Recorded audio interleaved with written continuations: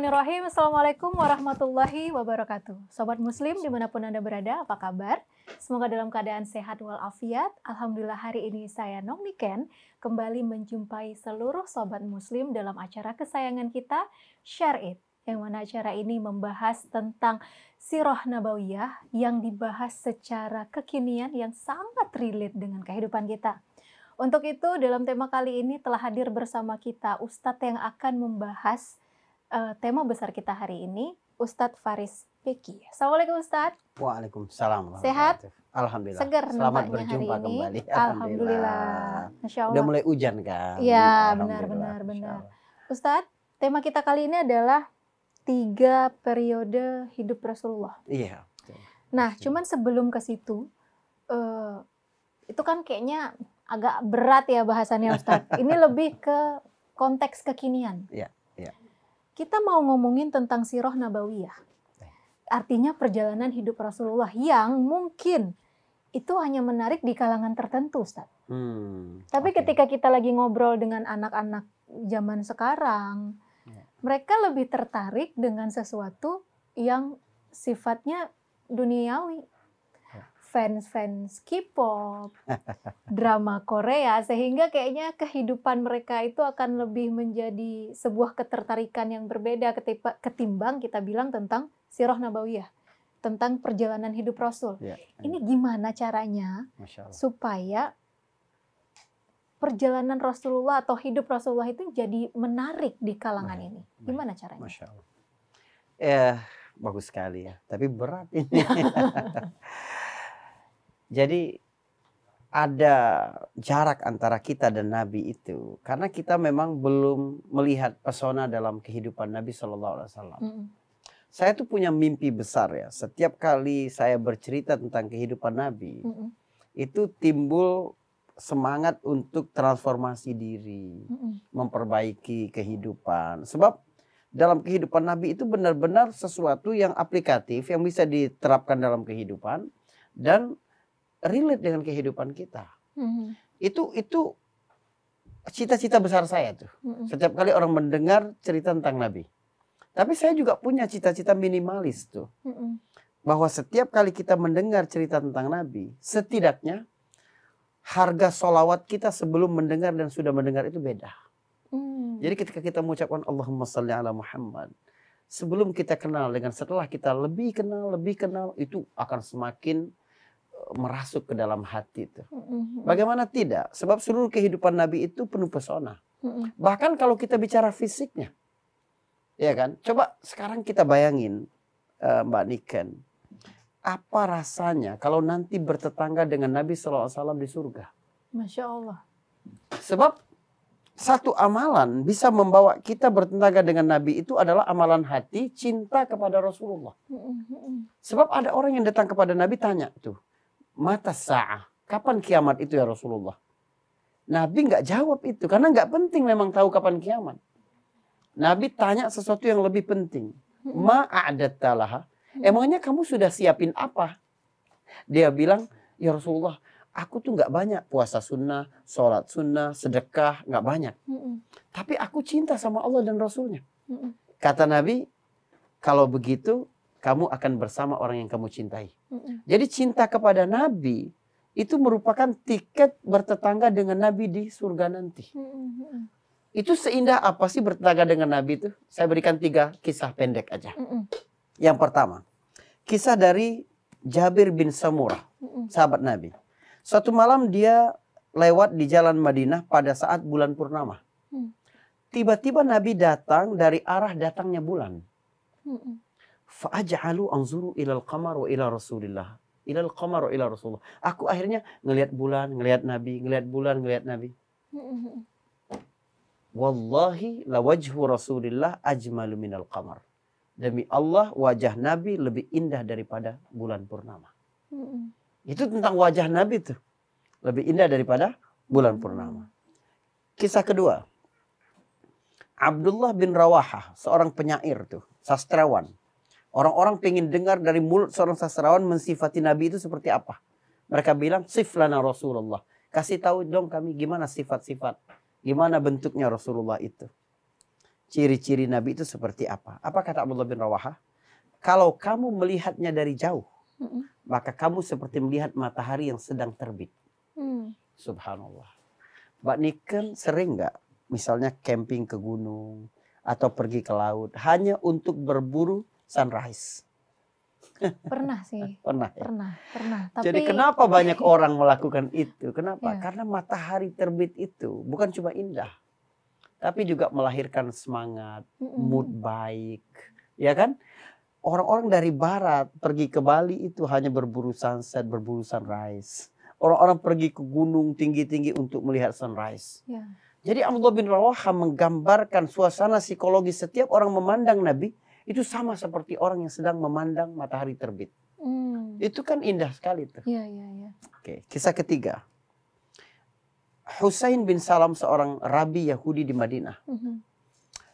Itu dia kan baca kitab mereka dan dapat ciri-ciri Nabi yang terakhir yang bakal datang.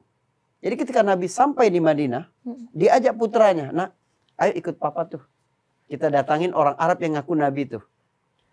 Kita lihat nanti, papa akan menguji dia dengan pertanyaan yang gak bisa dijawab kecuali oleh seorang Nabi." Gak bisa dijawab kecuali oleh seorang Nabi. Maka pergilah Husain bin Salam ini bersama anaknya. Waktu beliau masuk menemui Rasulullah, lagi di pintu, wajahnya bertatapan dengan wajah Rasulullah. Dia bilang ke anaknya, "Asyhadu annahu Rasulullah." Aku bersaksi bahwa dia Rasulullah. Anaknya bilang, ayah belum nanya apa-apa. Katanya kan mau ngetes tuh. Kata Husain bin Salam, yang kemudian namanya diubah Nabi menjadi Abdullah bin Salam. Wajah yang ada di depan kita sekarang adalah wajah yang tidak terdapat gurat kebohongan sedikit pun di garis wajahnya. Subhanallah. Itu baru tentang wajah Nabi tuh. Bayangkan Mbak Niken, satu pagi di surga, kita membuka jendela rumah kita, lalu menatap wajah yang lebih indah daripada rembulan, yang memandangnya seperti memandang matahari terbit, yang tidak ada garis kebohongan sedikit pun di gurat wajahnya. Adakah pagi yang lebih berbahagia dari itu? Ada nggak? Tapi kita nggak mungkin bisa merasakan itu kalau kita tidak mencintai Nabi.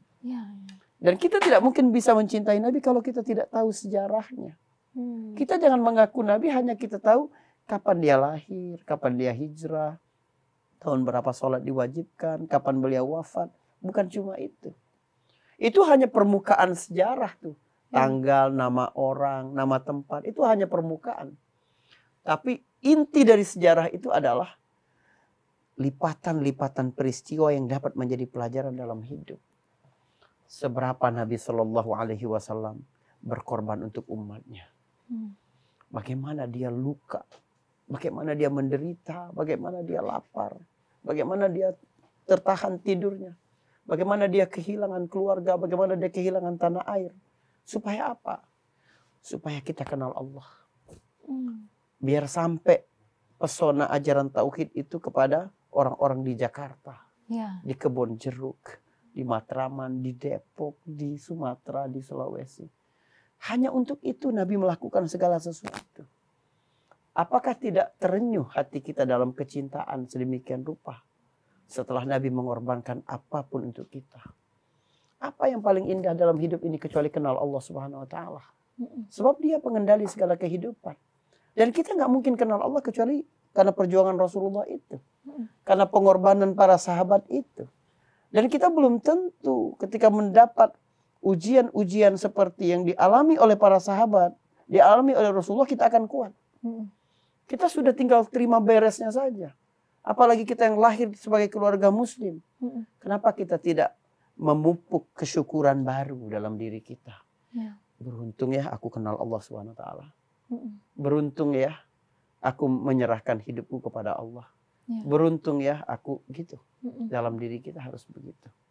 Nah, jadi kenal Nabi itu melahirkan efek kebahagiaan, contoh kesuksesan. Tapi memang bagaimana kita menghadirkan Nabi sampai ke hati. Masya Allah. Baik Ustadz, nanti akan kita lanjutkan lagi. Kita jeda dulu sesaat. Pemirsa jangan kemana-mana, tetap bersama kami di Share It.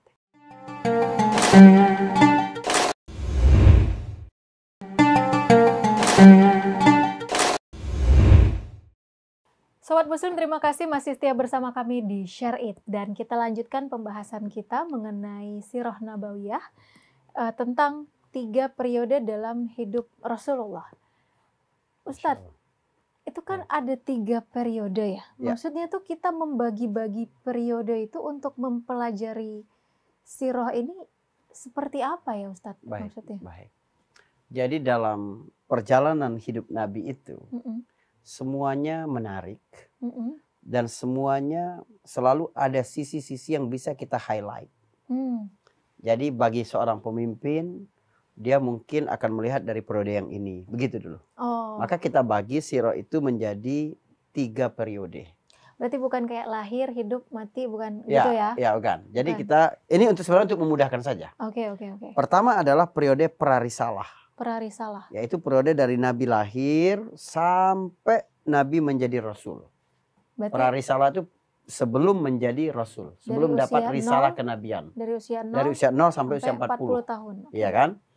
Karena jadi Rasul umur 40 tuh. Ya, MK belum diubah syarat ininya. Dulu nggak ada MK, Ustaz. Oh, dulu nggak ada MK. Di sana nggak ada MK. Baik. Setelah itu ada periode Mekah. Di mana Nabi menjalani dakwah di Mekah sejak dia menjadi Rasul sampai dia hijrah. Itu 13 tahun. Baru kemudian Nabi SAW di sisa umurnya sekitar 10-an tahun, lebih sedikit, Nabi di Madinah. Hijrah. Itu periode Madinah. Nah, masing-masing periode ini ada ciri khasnya masing-masing. Ada yang harus kita bold dari itu semua. Misalnya kalau kita bicara tentang episode prarisalah. Ya, prarisalah dulu deh. Prarisalah ya. Maksudnya? Prarisalah, kenapa sih kita harus bicara tentang Nabi waktu masih kanak-kanak, belum jadi Nabi, manusia biasa seperti kita gitu kan. Ternyata seluruh yang dialami Nabi sebelum beliau menjadi Rasul, itu adalah pendidikan dari Allah kepada beliau. Sebab Allah bilang begini, alam yajidka yatiman fa'awa. Bukankah dia dapati kamu dalam keadaan yatim, lalu dialah yang mendidikmu. Dialah yang mengurusmu. Jadi semua episode kehidupan Nabi sebelum dia menjadi Nabi, itu adalah cara Allah mendidik kepribadian Nabi. Jadi gimana Allah menyiapkan dia sebelum menjadi pemimpin besar. Episode ini sangat berguna untuk orang tua ketika mendidik anaknya. Episode ini juga berguna untuk kita belajar bagaimana membentuk kepribadian yang kuat dalam kondisi yang berbeda-beda. Yang gak ada hubungannya dengan agama tuh. Artinya ini bisa menjadi cermin bening bagi semua kalangan. Termasuk orang-orang non-muslim sekalipun. Sebab seluruh kehidupan Nabi itu pasti syarat akan pelajaran-pelajaran dan nilai-nilai yang universal. Misalnya nanti kita akan bahas nih sebenarnya setiap episode itu ya, dalam setiap periode itu ada pelajaran yang banyak sekali. Ini kita hanya spill beberapa hal saja, sedikit saja. Misal bagaimana Nabi lahir dalam keadaan yatim. Pernah nggak kepikiran sama Mbak Niken itu, kalau memang Nabi itu dicintai oleh Allah, kok dia diyatimkan? Pernah, jujur pernah. Iya kan? Pernah. Artinya begini, lebih baik lahir dalam keadaan orang tua lengkap atau yatim? Iya. Lebih baik mana? Orang tua lengkap. Orang tua lengkap dong. Iya, betul. Allah mencintai Nabi, kok Allah yatimkan tuh Nabi? Iya, benar. Nah, sebab ada pelajaran dari setiap kehidupan Nabi itu. Nabi dari sejak kecil itu sudah dididik oleh Allah untuk tidak mengandalkan apapun dalam hidupnya kecuali kepada Allah. Orang-orang jahiliyah dulu sangat membanggakan orang tua mereka, ayah mereka. Tapi Nabi dari sejak awal, kamu gak punya ayah. Tapi siapa yang mengurusmu? Allah yang mengurusmu. Itu kan rasa bergantung kepada Allah terbentuk dari sejak kecil tuh. Atau bagaimana kemudian Nabi diwafatkan ibunya pada saat dia berumur 6 tahun. Diwafatkan kakeknya ketika dia berumur 8 tahun. Itu Allah ingin mengajarkan Nabi tentang hakikat kehidupan dunia. Tidak ada yang abadi. Kita secinta apapun dengan pekerjaan kita akan berakhir. Iya, betul. Secinta apapun dengan seseorang, satu sosok, akan dipisahkan oleh kematian. atau oleh sebab-sebab lain. Jadi Semoga ini adalah kematian kehidupan. aja ya, jangan sebab-sebab lain. Kok kayaknya berat kalau soal pasangan. Kan bisa juga karena pekerjaan harus berpisah sementara, gitu kan? Ya gitu. Atau apapun itu. Tapi memang kita berharap memang kita dipisahkan hanya oleh kematian, kan begitu. Tapi kan itu harapan manusia. Ya. Dalam kehidupan Nabi SAW dari sejak kecil Nabi sudah ditanamkan kesadaran bahwa kehidupan dunia itu adalah kehidupan yang fana. Apapun dapat berakhir. Walaupun kamu mencintai sekuat apapun, pada saatnya dia berakhir, dia akan berakhir. Oke. Atau Nabi menjalankan masa kecil di 5 rumah yang berbeda. Oh ya? Iya dong. Nabi itu kan tinggal di rumah ibunya Aminah. Lalu pernah tinggal di rumah ibu susunya yang pertama, Thuwaibah. Syukran. Lalu tinggal di rumah ibu susunya yang kedua, Halimatus Sa'diyah. Lalu tinggal di rumah kakeknya Abdul Muthalib. Lalu tinggal di rumah pamannya Abu Thalib. Jadi belum berusia genap 10 tahun, Nabi sudah tinggal di 5 rumah yang berbeda. Itu pasti ada maksudnya, pasti ada hikmahnya. Sebab kehidupan Nabi ini semuanya adalah uswah hasanah. Iya. Teladan yang baik. Apa yang dapat kita ambil? Jadi dari tiap-tiap rumah itu ada pelajaran tuh. Dengan cara itulah Allah Subhanahu wa taala melatih kemampuan beradaptasi dalam diri Nabi. Kita ini kan hidup bukan hanya seperti roda yang naik turun ada polanya, bukan. Hidup ini zigzag. Kita nggak bisa tebak itu. Tapi kemampuan beradaptasi itu membuat manusia menjadi awet. Menjadi lebih tangguh. Nah, Nabi belajar itu. Makanya kondisi Nabi tidak pernah dalam zona nyaman tuh. Comfort zone itu nggak pernah. Baru enak sedikit dengan kakeknya meninggal. Ikut paman. Sama ibunya baru enak sedikit, ibunya meninggal. Lalu diganti oleh kakeknya. Itu bahwa ketidaknyamanan dalam hidup itu justru membentuk karakter tuh. Belum lagi dalam setiap rumah ada pelajaran-pelajaran. Misal nih, kita hanya spill nih. Karena nanti kita akan bahas terus itu. Nabi pernah di rumah Thuwaibah. Thuwaibah itu adalah hamba sahaya milik pamannya Abu Lahab. Kalau dia hamba sahaya berarti anaknya juga hamba sahaya. Kalau Nabi menyusui dengan Thuwaibah, berarti Nabi punya saudara sesusuan hamba sahaya. Betul. Nah, nama anaknya ini Masruh. Bersama dengan itu juga menyusui dengan Thuwaibah adalah anak tokoh Quraisy, yaitu paman Nabi Hamzah bin Abdul Muthalib. Jadi Hamzah itu selain paman, dia juga sepantaran dengan Nabi, kawan bermain dan saudara sesusuan. Nah, itu hubungan Nabi dengan Hamzah tuh, makanya dekat sekali secara emosional. Jadi Nabi itu punya saudara sesusuan dari kalangan hamba sahaya. Nabi punya saudara sesusuan dari kalangan elit. Allah mengajarkan Nabi untuk terbiasa bergaul dengan semua kalangan. Supaya kita nanti begitu tuh. Nggak canggung, nggak kikuk ketika bergaul dengan siapapun. Ustadz, saya baru tahu bahwa Nabi itu punya 2 ibu susu loh, by the way. Saya taunya langsung Halimatus Sa'diyah. Iya, kemana aja berapa tahun? Enggak, maksudnya selama ini kan dari SD tuh kayak diajarin akan ada. Iya. Memang lama Nabi itu lamanya di rumah ibu susunya Halimatus Sa'diyah. Gitu. Nah, itu juga menjadi pelajaran penting ketika dia di rumah Halimatus Sa'diyah. Maksudnya kenapa berpindah? Kenapa berpindah dari yang... Karena memang kebiasaan orang Mekah dulu, anak-anak kecil itu disingkirkan dari hiruk pikuk megapolitan Mekah. Sebab di Mekah itu lingkungannya udah rusak, bahasanya sudah rusak. Sementara Nabi ini disiapkan menjadi pemimpin oleh Allah. Pemimpin itu pemilik narasi. Nabi itu belajar, berbicara. Jadi omon-omon itu penting. Harus. Ini adalah omon-omon yang penting. Iya, karena pemilik narasi adalah pemilik masa depan. Jadi Nabi itu dibentuk kemampuan narasinya ketika dia berumur 0 sampai 4 tahun. Makanya pendidikan kepada anak itu, pemilihan kata-kata yang baik itu pada usia itu. Jangan sampai keluar dalam mulut kita anak pada usia-usia itu, 2, 3, 4 tahun itu kata-kata yang buruk. Anak-anak pada umur sampai 4 tahun harus dikayakan dengan kosakata.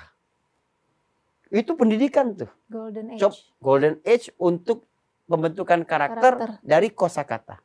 Bagaimana memperkaya kosakata? Harus kaya kosarasa. Ya.